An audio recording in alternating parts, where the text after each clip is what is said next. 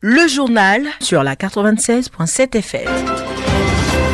La cérémonie de clôture marquée par la remise de certificats s'est tenue en présence des autorités, des parents, des proches. Représentant le maire, le troisième adjoint au maire en charge de la jeunesse, Silou Pegabila, a salué cette initiative et exprimé la reconnaissance des populations de Bouaké. C'est la reconnaissance de toute une population que derrière son maire, voudrait dire merci au chef de l'État, merci au président de la République pour toute son attention à l'endroit des populations de Bouaké. De son côté, le ministre de la promotion de la jeunesse, Mamadou Touré, a rappelé que ce programme a pour objectif de former des jeunes responsables et engagés. Tout est parti en 2021 d'un constat avec la ministre Marietou. Nous avions eu une grève sauvage autour du mois de décembre avec les congés anticipés, avec des violences inouïes, souvent perpétrées par des enfants. Le ministre délégué de l'enseignement technique, Jean-Louis Moulot, a pour sa part insisté sur l'importance d'une jeunesse bien formée pour le développement du pays. Le parcours citoyen est une école de vie. Il prépare à être des citoyens responsables,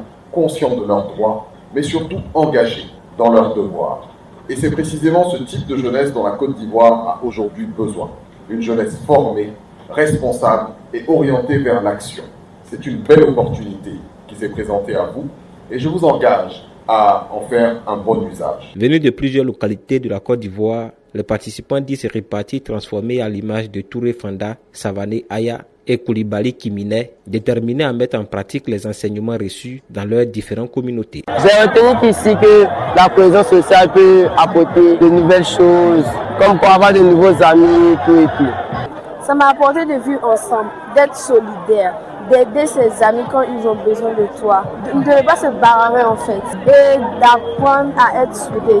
J'ai appris à être ami avec les autres et à respecter les éducateurs et les éducatrices à l'école. Notons que ces jeunes sont âgés de 14 à 17 ans. Le journal sur la 96.7 FM.